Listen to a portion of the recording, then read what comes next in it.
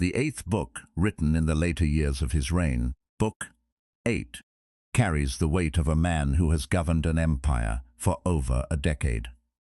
The entries are harder, more compressed, less explanation, more command. Marcus is no longer convincing himself, he is reminding himself. If this resonates with you, if you find yourself returning to these words, pausing, listening again, consider subscribing. A new Stoic audiobook arrives every week. Free, unabridged, no interruptions. Just the words, the way they were meant to be heard. Section 1. This also, among other things, may serve to keep thee from vainglory. Own thou shalt consider that thou art now altogether incapable of the commentation of one, who all his life long, or from his youth at least, hath lived a philosopher's life. For both unto others, and to thyself especially, it is well known, that thou hast done many things contrary to that perfection of life. Thou hast therefore been confounded in thy course, and henceforth it will be hard for thee to recover the title and credit of a philosopher. And to it also is thy calling and profession repugnant. If therefore thou dost truly understand what it is that is of moment indeed, as for thy fame and credit, take no thought or care for that. Let it suffice thee if all the rest of thy life, be it more or less, thou shalt live as thy nature requireth, or according to the true and natural end of thy making. Take pains, therefore, to know what that thy nature requireth, and let nothing else distract thee. Thou hast already had sufficient experience, that of those many things that hitherto thou hast erred and wandered about. Thou couldst not find happiness in any of them, not in syllogisms and logical subtleties, not in wealth, not in honor and reputation, not in pleasure, in none of all these. Wherein then is it to be found? In the practice of those things, which the nature of man, as he is a man, doth require. How then shall he do those things, if his dogmata, or moral tenets and opinions, from which all motions and actions do proceed, be right and true? Which be those dogmata? Those that concern that which is good or evil, as that there is nothing truly good and beneficial unto man, but that which makes him just, temperate, courageous, liberal, and that there is nothing truly evil and hurtful unto man, but that which causeth the contrary effects. Section 2. Upon every action that thou art about, put this question to thyself. How will this, when it is done, agree with me? Shall I have no occasion to repent of it? Yet a very little while, and I am dead and gone, and all things are at end. What then do I care for more than this? That my present action, whatsoever it be, may be the proper action of one that is reasonable, whose end is the common good, who in all things is ruled and governed by the same law of right and reason, by which God himself is. Section 3. Alexander Caius Pompeius. What are these to Diogenes, Heraclitus, and Socrates? These penetrated into the true nature of things, into all causes and all subjects, and upon these did they exercise their power and authority. But as for those, as the extent of their error was, so far did their slavery extend. Section 4. What they have done, they will still do, although thou shouldst hang thyself. First, let it not trouble thee. For all things, both good and evil, come to pass according to the nature and general condition of the universe, and within a very little while all things will be at an end. No man will be remembered, as now of Africanus, for example, and Augustus it is already come to pass. Then secondly, fix thy mind upon the thing itself. Look into it, and remembering thyself, that thou art bound nevertheless to be a good man, and what it is that thy nature requireth of thee as thou art a man, be not diverted from what thou art about, and speak that which seemeth unto thee most just. Only speak it kindly, modestly, and without hypocrisy. Section 5. That which the nature of the universe doth busy herself about is that which is here, to transfer it thither, to change it, and thence again to take it away, and to carry it to another place. So that thou needest not fear any new thing, for all things are usual and ordinary, and all things are disposed by equality. Section 6. Every particular nature hath content, when in its own proper course it speeds. A reasonable nature doth then speed, when first in matter offences and imaginations. It gives no consent to that which is either false uncertain. Secondly, when, in all its motions and resolutions, it takes its level at the common good only, and that it desireth nothing, and flieth from nothing, but what is in its own power to compass or avoid. And lastly, when it willingly and gladly embraceth whatsoever is dealt and appointed unto it by the common nature. For it is part of it, even as the nature of any one leaf is part of the common nature of all plants and trees, but that the nature of a leaf is part of a nature both unreasonable and unsensible, and which in its proper end may be hindered, or which is servile and slavish, whereas the nature of man is part of a common nature which cannot be hindered, and which is both reasonable and just. From whence also it is, that according to the worth of everything, she doth make such equal distribution of all things, as of duration, substance, form, operation, and of events and accidents. But herein consider not whether thou shalt find this equality in everything absolutely and by itself, but whether in all the particulars of some one thing taken together, and compared with all the particulars of some other thing, and them together likewise. Section 7. Thou hast no time nor opportunity to read.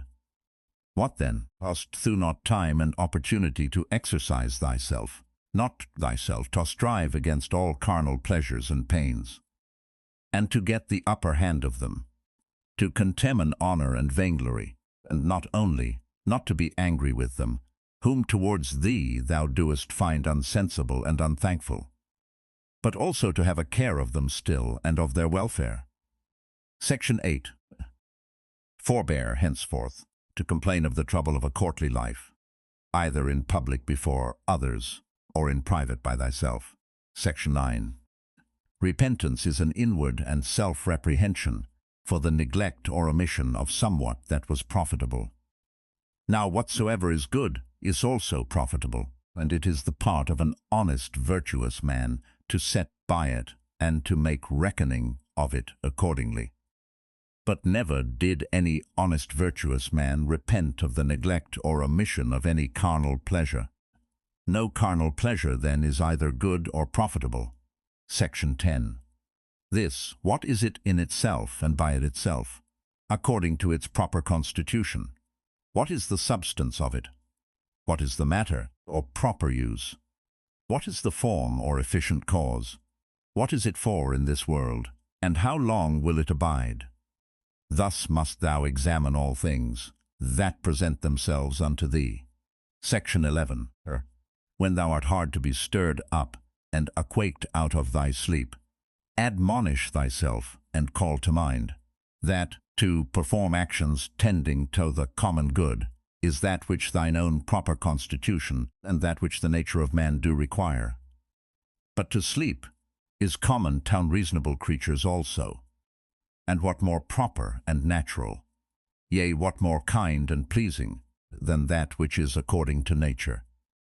Section 12. As every fancy and imagination presents itself unto thee, consider, it be possible, the true nature, and the proper qualities of it, and reason with thyself about it. Section 13.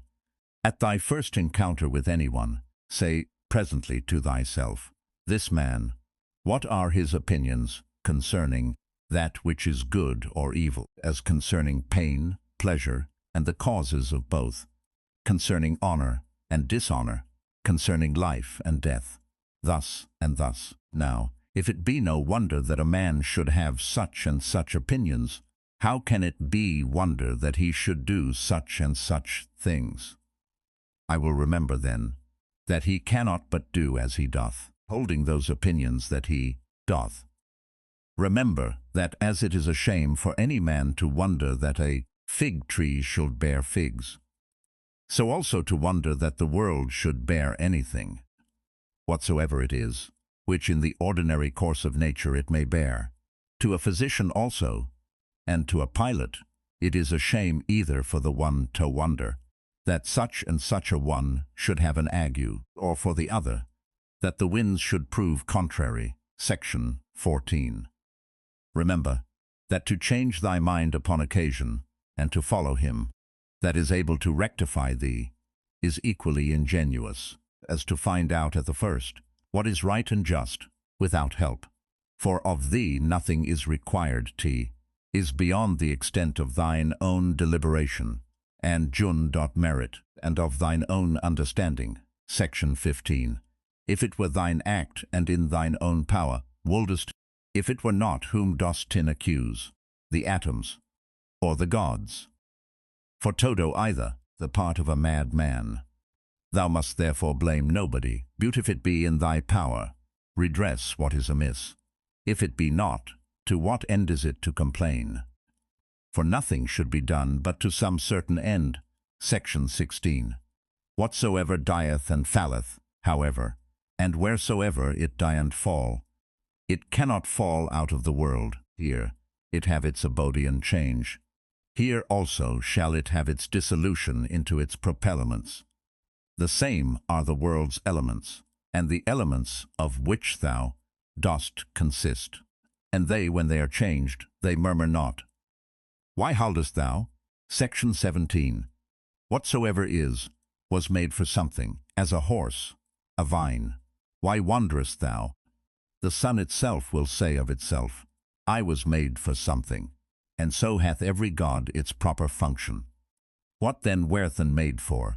To disport and delight thyself. See how even common sense and reason cannot brook it. Section 18. Nature hath its end as well in the end, and final consummation of anything that is, as in the begin 9 and continuation of it. Section 19. As one that tosseth up a ball. And what is a ball, the better, if the motion of it be upwards, or the worse if it be downwards, or if it chance to fall upon the ground. So for the bubble, if it continue, what it the better? And if it dissolve, what is it the worse? And so is it of a candle too. And so must thou reason with thyself, both in matter of fame and in matter of death.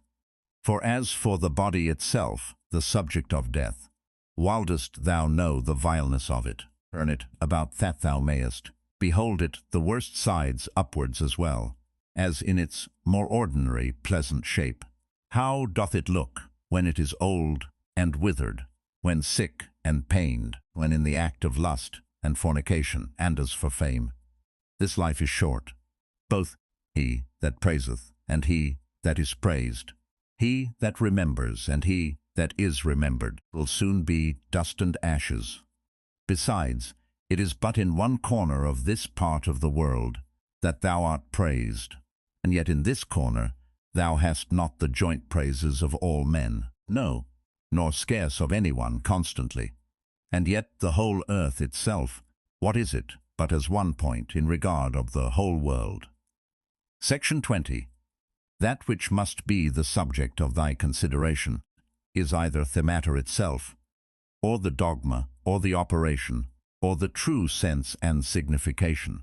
Section 21. Most justly have these things happened unto thee. Why dost not thou amend? Oh, but thou hadst rather become good tomorrow than to be so today.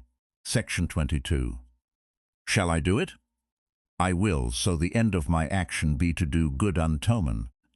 Doth anything by way of cross or adversity happen unto me, I accept it, with reference unto the gods and their providence, the fountain of all things, from which whatsoever comes to pass doth hang and depend.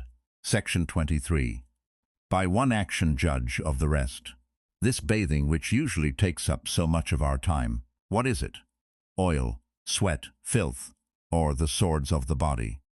An excrementitious viscosity, the excrements of oil and other ointments used about the body, and mixed with the swords of the body. All base and loathsome, and such almost is every part of our life, and every worldly object. Section 24. Lucilla buried Verus. Then was Lucilla herself buried by others. So Secunda Maximus, then Secunda herself, so Epitantianus Diotimus, then Epitantianus himself, so Antoninus Pius, Faustina his wife, then Antoninus himself. This is the course of the world. First, Keller, Adrianus, then Adrianus himself, and those austere ones, those that foretold other men's deaths, those that were so proud and stately, where are they now? Those austere ones I mean, such as were Charax, and Demetrius the Platonic, and Eudaemon, and others like unto those. They were all but for one day, all dead and gone long since. Some of them no sooner dead than forgotten. Others soon turned into fables. Of others, even that which was fabulous is now long since forgotten. This thereafter thou must remember, that whatsoever thou art compounded of shall soon be dispersed, and that thy life and breath, or thy soul, shall either be no more, or shall translated, peaceful, and appointed to some certain place and station. Section 25. The true joy of a man is to do that which properly belongs unto a man. That which is most proper unto a man is, first, to be kindly affected towards them that are of the same kind and nature, as he ish himself to contemn all sensual motions and appetites. To discern right law, plausible fancies and imaginations. To contemplate the nature of the universe, both it and things that are done in it. In which kind of contemplation three several relations are to be observed. The first, to the apparent secondary cause. The second to the first original cause, God, from whom originally proceeds whatsoever doth happen in the world. The third and last, to them that we live and converse with. What use may be made of it, to their use and benefit. Section 26. If pain be an evil, either it is in regard of the body, and that cannot be, because the body of itself is altogether insensible, or in regard of the soul, but it is in the power of the soul, to preserve her own peace and tranquillity, and not to suppose that pain is evil. For all judgment and deliberation, all prosecution or aversation is from within, whither the sense of evil, except it be let in by opinion, cannot penetrate. Section 27. Wipe off all idle fancies, and say unto thyself incessantly, Now if I will, it is in my power to keep out of this my soul all wickedness, all lust and concupiscences, all trouble and confusion. But on the contrary, to behold and consider all things according to their true nature, and to carry myself towards everything according to its true worth. Remember then, this thy power that nature hath given thee. Section 28. Whether thou speak in the Senate, or whether thou speak to any particular, let thy speech in always grave and modest. But thou must not openly and vulgarly observe that sound and exact form of speaking, concerning that which is truly good and truly civil. The vanity of the world, and of worldly men, which otherwise truth and reason doth prescribe. Section 29. Augustus, his court, his wife, his daughter, his nephews, his sons-in-law, his sister, Agrippa, his kinsmen, his domestics, his friends, Arius, Maximus, his slayers of beasts for sacrifice and divination. There thou hast the death of a whole court together. Proceed now on to the rest that have been since that of Augustus. Hath death dwelt with them otherwise, though so many and so stately, whilst they lived, than it doth use to deal with any one particular man? Consider now the death of a whole kindred and family, as of that of the Pompeys, as that also that useth to be written upon some monuments, he was the lust of his own kindred. Oh, what care did his predecessors take, that they might leave a successor? Yet behold, at last one or other must of necessity be the last. Here again, therefore, consider the death of a whole kindred. Section 30. Contract thy whole life to the measure and proportion of one single action. And if in every particular action thou dost perform what is fitting to the utmost of thy power, let it suffice thee. And who can hinder thee, but that thou mayest perform what is fitting? But there may be some outward let and impediment, not any, that can hinder thee, but that whatsoever thou dost, thou may do it, justly, temperately, and with the praise of God.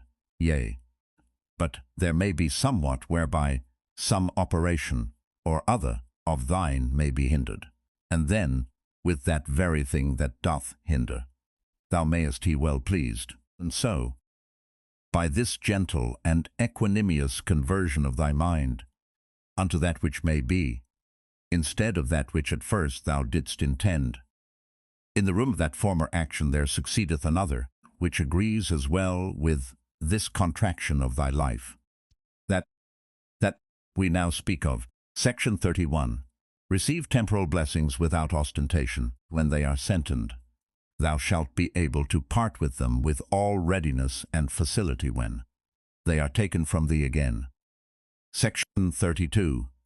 If ever thou sawest either a hand, or a foot, or a head lying by itself, in some place or other, as cut off from the rest of the body, such must thou conceive him to make himself, as much as in him lieth, that either is offended with anything that is happened, whatsoever, and as it were divides himself from it, or that commits anything against the natural law of mutual correspondence and society among men, or he that commits any act of uncharitableness. Whosoever thou art such, thou art cast forth I know not whither out of the general unity, which is according to nature. Thou went born indeed apart, but now thou hast cut the self off. However, herein is matter of joy and exultation, that thou mayst be united again. For God hath not granted it unto any other part, that once separated and cut off, it might be reunited, and come together again. But behold, that goodness how great and immense it is, which hath so much esteemed man, as at first he was so made, that he needed not, except he would himself, have divided himself from the whole. So once divided and cut off, it hath so provided and ordered it, that if he would himself, he might return, and grow together again, and be admitted into its former rank and place of a part, as he was before. Section 33. As almost all her other faculties and properties, the nature of the universe hath imparted unto every reasonable creature.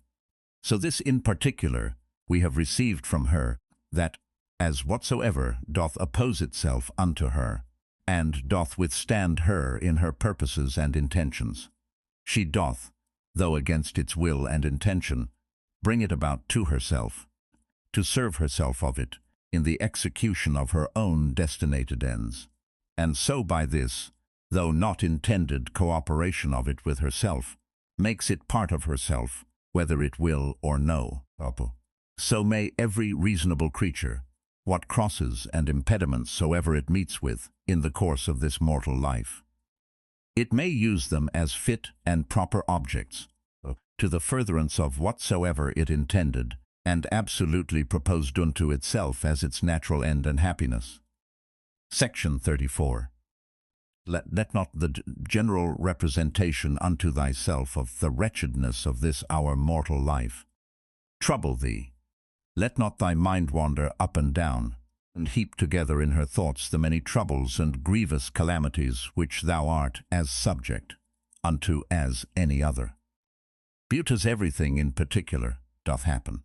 Put this question unto thyself, and say, what is it that in this present matter seems unto thee so intolerable? For thou wilt be ashamed to confess it.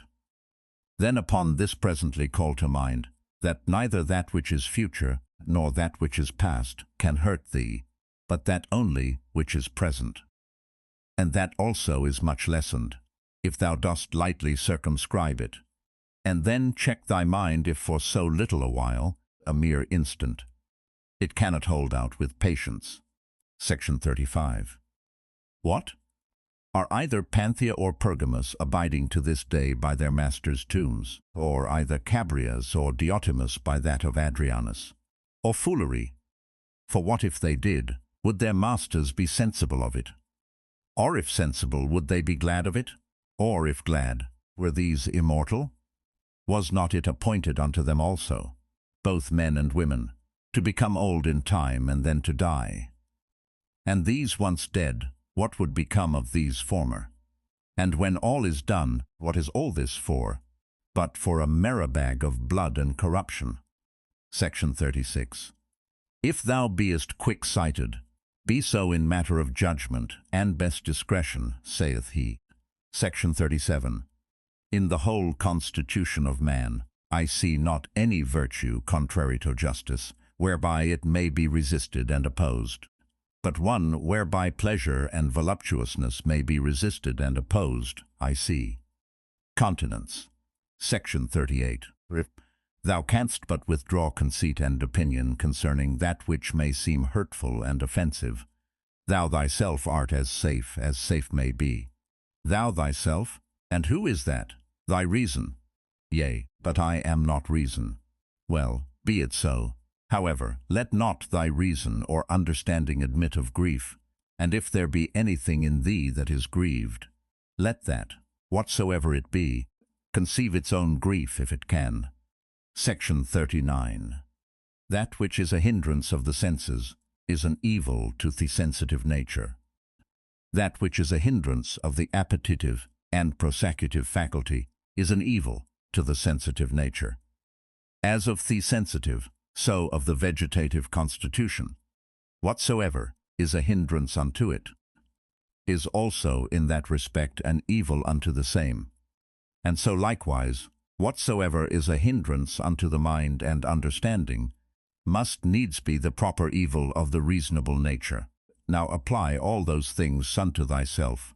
Do either pain or pleasure seize on thee? Let the senses look to that. Hast thou met with some obstacle or other in thy purpose and intention? If thou didst propose without due reservation and exception, now hath thy reasonable part received a blow indeed. But if in general thou didst propose unto thyself whatsoever might be, thou art not thereby either hurt nor properly hindered. For in those things that properly belong unto the mind, she cannot be hindered by any man. It is not fire, nor iron, nor the power of a tyrant, nor the power of a slandering tongue, nor anything else that can penetrate into her. To Section 40.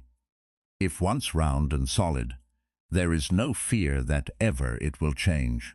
Section 41. Why should I grieve myself, who never did willingly grieve any other? One thing rejoices one and another thing another.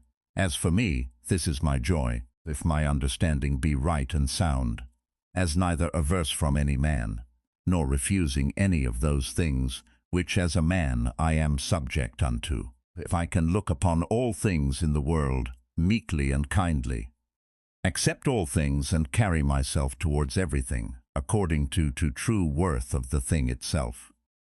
Section 42. This time that is now present, bestow thou upon thyself. They that rather hunt for fame after death do not consider that those men that shall be hereafter will be even such as these whom now they can so hardly bear with, and besides they also will be mortal men. But to consider the thing in itself, if so many with so many voices shall make such and such a sound, or shall have such and such an opinion concerning thee, what is it to thee? Section 43. Take me and throw me where thou wilt. I am indifferent, for there also I shall have that spirit which is within me propitious, that is well pleased and fully contented, both in that constant disposition, and with those particular actions, which to its own proper constitution are suitable and agreeable. Section 44. Is this then a thing of that worth, that for it my soul should suffer, and become worse than it was, as either basely dejected, or disordinately affected, or confounded within itself, or terrified? What can there be, that thou shouldest so much esteem? Section 45. Nothing can happen unto thee, which is not incidental unto thee, as thou art a man. As nothing can happen either to an ox, a vine, or to a stone, which is not incidental unto them, unto every one in his own kind. If therefore nothing can happen unto anything, which is not both usual and natural, why art thou displeased? Sure, the common nature of all would not bring anything upon any that were intolerable.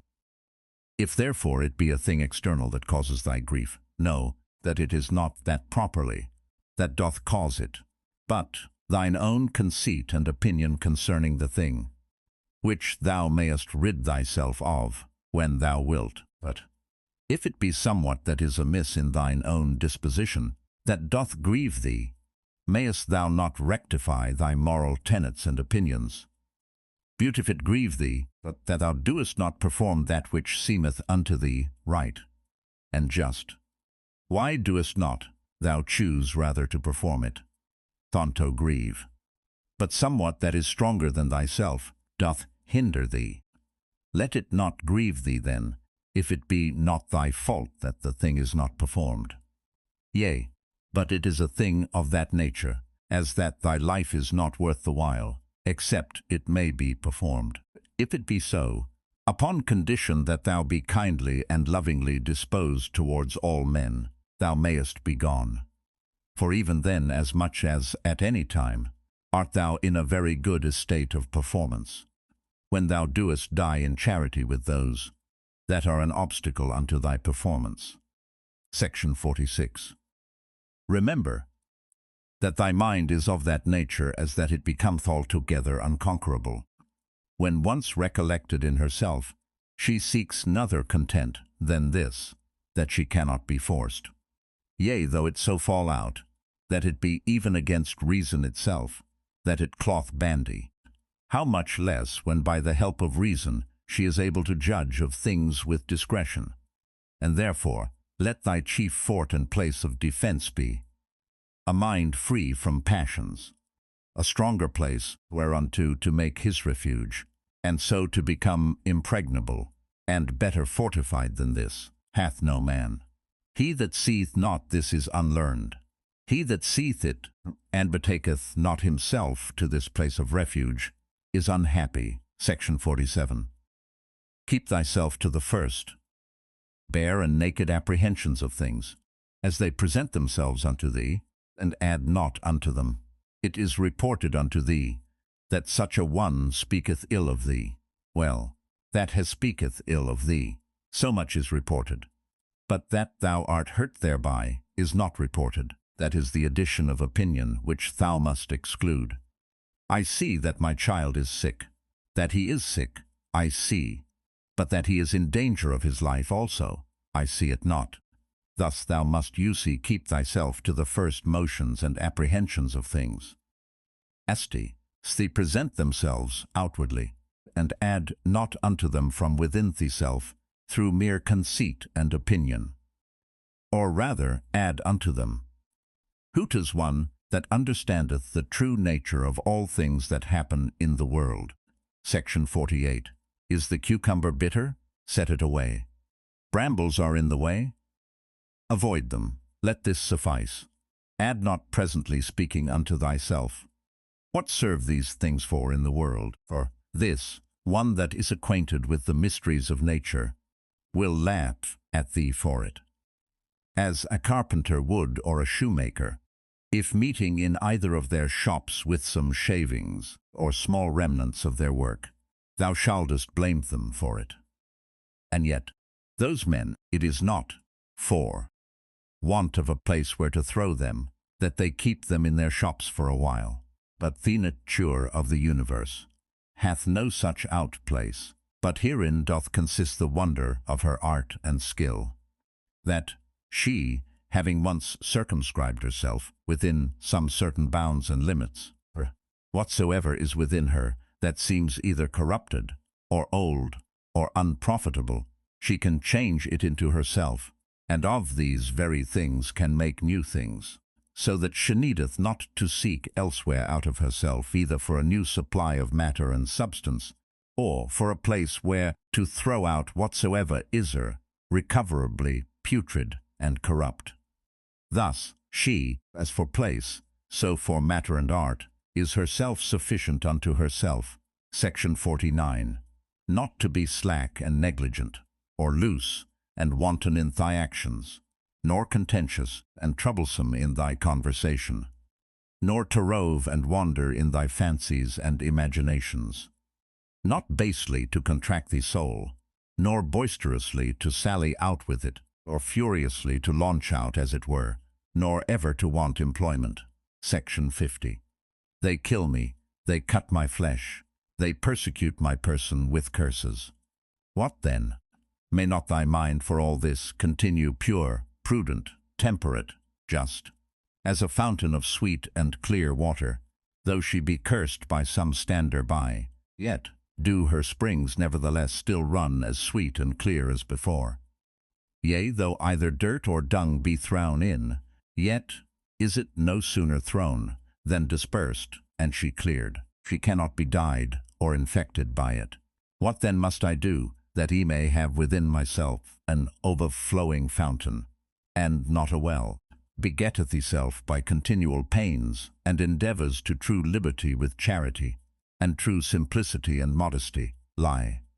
He that knoweth not what the world is, knoweth not where he himself is.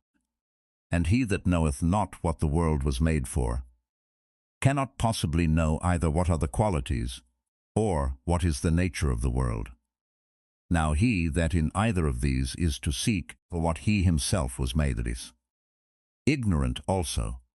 What then dost thou think of that man, who proposed unto himself, as a matter of great moment, the noise and applause of men, who both where they are, and what they are themselves, are altogether ignorant? Dost thou desire to be commended of that man, who thrice in 1 hour perchance doth himself curse himself? Or dost thou desire to please him, who pleaseth not himself? Or dost thou think that they pleaseth himself, who doth use to repent himself almost of everything that he doth?